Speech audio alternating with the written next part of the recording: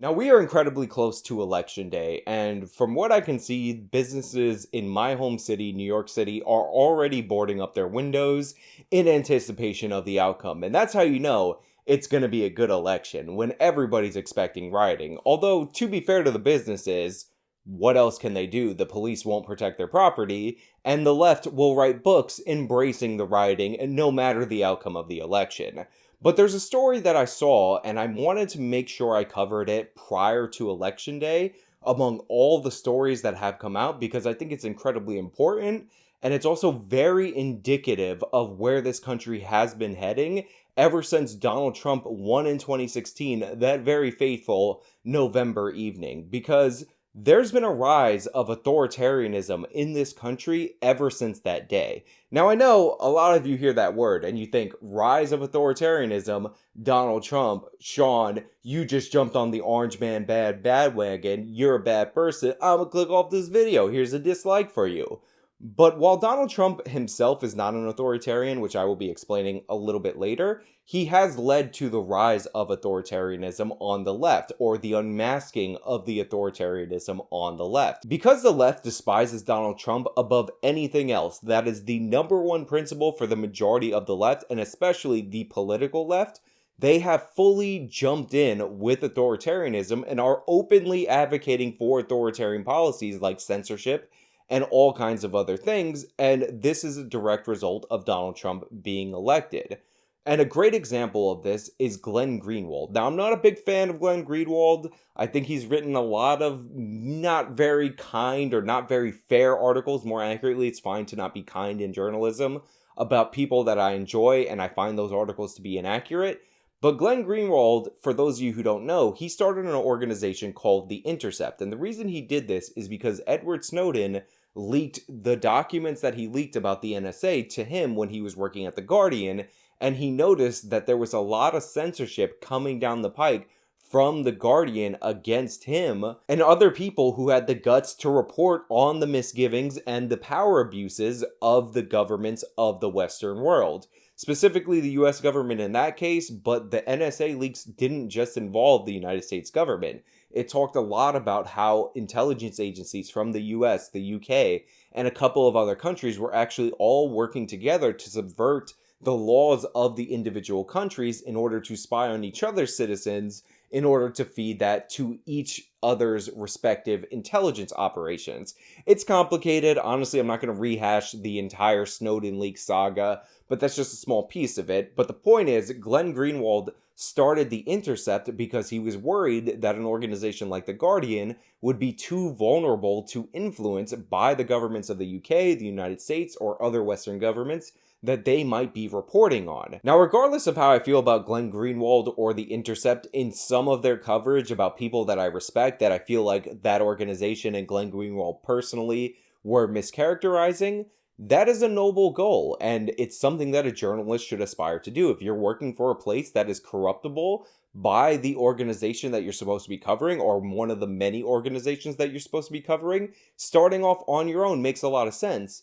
However, there's one giant problem. Glenn Greenwald just had to resign from the publication that he founded due to censorship from his editors in the name of protecting Joe Biden from not getting elected this election day. The Intercept's editors, in violation of my contractual right of editorial freedom, censored an article I wrote this week, refusing to publish it unless I removed all sections critical of Democratic presidential candidate Joe Biden, the candidate vehemently supported by all New York-based Intercept editors involved in this effort at suppression. And you don't have to take my word for it. You can see the video for yourself and hear it straight from Glenn Greenwald that this is why he resigned from his own publication. The core overarching premise, the reason it was created, was to ensure that journalists would always have complete journalistic independence and editorial freedom, never have to pull punches journalistically or pay homage to pieties because of the preferences, the partisan or ideological preferences of editors or of anybody else. That was the core founding idea and vision.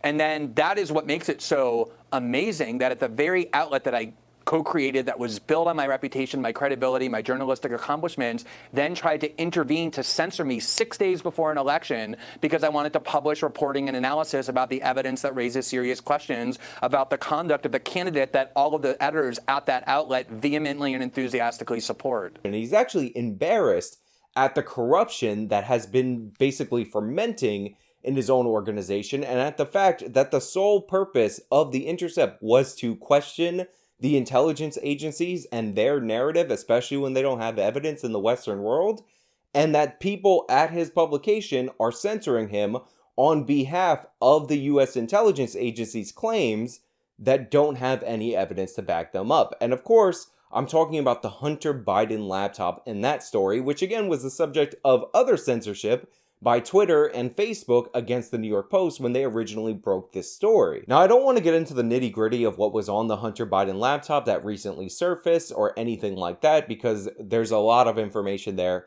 I definitely suggest that you go through it because there's a reason that the mainstream media just doesn't want you to see it. But what I want to zero in on is the fact that Joe Biden or Hunter Biden, neither of them have disputed the authenticity of the messages, the photos, the emails in this laptop. However, the media, who is totally in the tank for Joe Biden and the Biden campaign, has completely backed off of covering this. They've supported Twitter in their efforts to censor the New York Post, and they're basically pretending without any evidence that the laptop is Russian disinformation, which is really strange because 90% of the information on the Hunter Biden laptop, just like you would find on anybody's laptop, has nothing to do with anything scandalous whatsoever. 99% of it doesn't have anything to do with Joe Biden or Hunter Biden's businesses. There's a lot of personal photos that are really sketchy. I'm not going to show any of them to you,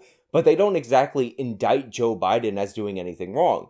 But there's also a lot of nice messages between Joe Biden and his son Hunter Biden, where Joe comes off as very reconciliatory towards him, and it's actually really sweet and humble. It would be really weird for a Russian disinformation campaign to manufacture all this, including the stuff that makes Joe Biden look good, just to put it onto a laptop, just to vaguely disrupt the election. It doesn't make a lot of sense. And again, neither Hunter nor Joe Biden have denied the authenticity of it. So Glenn Greenwald is working for a publication that covers material like this. It is founded in the name of covering material like this, and he tries to write an article where he talks about the censorship of this material, not even about the material itself, but the media's just immediate going to bat for Joe Biden when it comes to this material, and that article itself is censored on his publication.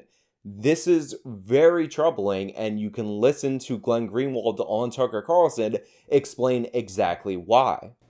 This is the real story of the last 4 years of the Trump administration, which is that for a long time on the left, there was a healthy skepticism of the CIA. Yes, there was. There was a lot of anti-war activism in the Bush and Cheney years. That has all disappeared. And the reason it's disappeared is because the CIA, from the very first days of the Trump administration, even before he was inaugurated, devoted themselves to sabotaging the administration because Donald Trump questioned just a few of their pieties. And that can't be done in Washington. Whoever does that must be destroyed. And so the CIA and the deep state operatives became heroes of the liberal left, the people who support the Democratic Party. They're now in a full union with the neocons, the Bush Cheney operatives, the CIA, Silicon Valley, and Wall Street. That is the union of power, along with mainstream media outlets that are fully behind the Democratic Party, which is likely to at least take over one branch of government, if not all of them, in the coming election. And that is a very alarming proposition because they're authoritarian, they believe in censorship, and they believe in suppression of information that exposes them in any kind of a critical light. Again, not the biggest fan of Glenn Greenwald, but he is 100% right in this analysis.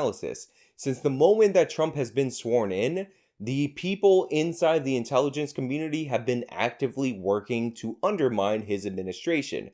They've been leaking like crazy to the media, and nobody on the left seems to be a little bit worried that a person who was elected president legally is being undermined by organizations that he theoretically is the commander-in-chief of. That doesn't bother them at all. And this is, again, just one among many unholy authoritarian alliances that the far left have just fully embraced. Both feet in, didn't look around to see if there was any danger since the election of Donald Trump. media outlets are championing the censoring of other media outlets or other journalists because they don't want anybody dare speaketh ill of Joe Biden prior to an election. God forbid you were informed about some of the downsides of the Democratic candidate, because of course, as we all know, what takes precedence over everything is Orange Man bad. Orange Man bad. Orange Man bad. I don't want to hear absolutely anything about anything related to Joe Biden or Kamala Harris unless it's about how they're better than the evil bad Orange Man. Twitter and Facebook team up to censor a 200-plus-year-old publication, which you may call a tabloid, but again, that was founded by Alexander Hamilton. Well, too bad that publication and those journalists at that publication dared to defy the edicts of the new journalism, which is bow down to the Democratic Party, and of course, Orange Man bad.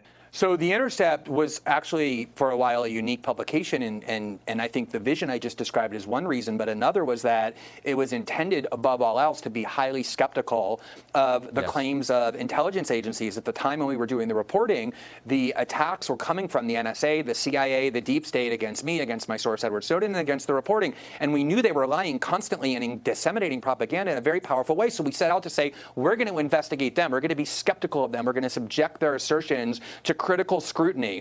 And I am so embarrassed and angered that the media outlet that I created, along with two other excellent journalists, to do that, the only article it published about all of these documents that have emerged about Joe Biden, other than a column of mine where I denounced Facebook and Twitter for censoring it, was an article that made reference in passing to those documents very snidely and dismissively to say that no one should pay attention to it because it was Russian disinformation, and it cited a letter from John Brennan, James Clapper, Mike Hayden, and the rest of the goons from the CIA and the intelligence community asserting it. And we're still, that letter said, we have no evidence that Russia's involved in any of this. The Intercept omitted that phrase, simply cited that letter to try and encourage people to ignore this evidence on the grounds that Russia had manufactured it and that the evidence was fabricated, even though there's never been any evidence for that's been true. And everything since has disproven it, showing Russia was not involved in any of this. And nobody, certainly not even Joe Biden, disputes that these emails and other text messages are completely real and authentic. The absolute moral certainty from the professional left that Orange Man is bad and getting him out of office is the only thing that matters by any means necessary is incredibly dangerous. They are now actively supporting big tech censorship of journalism because journalism should be sacrificed if it achieves the political goals that they want. Journalists are now being encouraged, again, to cover for one of the main presidential candidates rather than actually cover the main presidential candidate. And we all know that there was media bias before, but it is out in the open. And again, they are censoring their political opposition on behalf of one of the big major political parties. And if it was just this, which is horrible, it's bad enough on its own, that would be one thing, but it's nearly every single principle that the left claims to hold dear, and ironically, they accuse Donald Trump of being a threat to, that they're going after. Donald Trump is supposedly this giant threat to our institutions and our media because Donald Trump says some things about our institutions and our media. He never actually does anything. He wasn't like Barack Obama, who wiretapped the Associated Press or went after a Fox News journalist for reporting something that he didn't like. Trump says mean things about it. Remember when there was a court decision Donald Trump didn't like and he called the judge a so-called judge on Twitter? That was really bad. He was questioning the legitimacy of the judiciary. The judiciary cannot function without political legitimacy, and Donald Trump was undermining that. Well, guess what? The Democratic Party is now militating toward destroying the judiciary and politicizing it because the Republicans played it smart and won by the rules on the field. So they are changing the rules, and they're actively advocating changing the rules of the Supreme Court, appointing new justices in order to get the outcome from the judiciary that they like. Now, the Senate was a big obstacle to the Democratic Party as well, because the Republicans control the Senate, because the Senate represents the states and not the people, and the Democrats are really mad that they can win the House of Representatives, which again is designed to be a different, specifically different House from the Senate, but still lose the Senate, and the Senate confirms or denies Supreme Court justices. So the Democrats also want to cheat in the Senate by creating new states, including breaking the sole purpose of Washington, D.C., which is specifically designed to not be a state, in order for them to get a new state senator or 2 new senators from that state so they can tip the balance of power in their favor. We're watching all of our institutions be threatened not by Donald Trump, the supposed authoritarian, even though COVID was the greatest opportunity ever for any authoritarian to seize power, and Trump didn't do it. He didn't do what George Bush did after 9/11. He left it up to the states. He's still supposed to be the authoritarian threat, but these obvious threats to crumble our institutions just because one side lost, this promise to destroy the foundation of America, totally fine. Now, I know this video might come off as a bit unfocused, and honestly, it might be a lesson to me that I might need to, start scripting my videos, but that's never going to happen because that would involve work. But the point I'm trying to make is that Glenn Greenwald having to resign from his own publication over censorship due to loyalty to the Biden administration when he started his publication because he was worried about his previous job being censored due to fear from the Obama administration, which Biden was the vice president of, is not just one isolated data point. It is a trend. It's a dot in a sea of other dots that can all be connected to ring as a huge problem for the United States of America, not just for Glenn Greenwald, but for our entire form and system of government. This is a huge deal. It's just one more nail in the coffin of normalcy that the left is hammering in right now as we speak, while calling Donald Trump and people on the right who are playing by the rules the people who are reaching for too much power. Now, I know I rambled a lot through this video and jumped from a bunch of different things, but I hope you got some kind of coherent message from it. Let me know if you did or didn't down in the comments below. And by the way, little public service announcement. When I put out a video that's a Halloween special, it's an amazing video. I know it's not the Young Turks or Kyle Kalinske or something that's super clickbaity and political, but it was a great video. It's fantastic. Everybody who watched it who loved it, and the fact that you didn't click on it, honestly, it hurt my heart. I will leave it linked in the description. Please watch it. It's amazing. But again, Glenn Greenwald resigned from the Intercept. Election day's coming up. Yeah, you know the drill. Like, share, subscribe, social media in the description. Support links are also there. Till next time.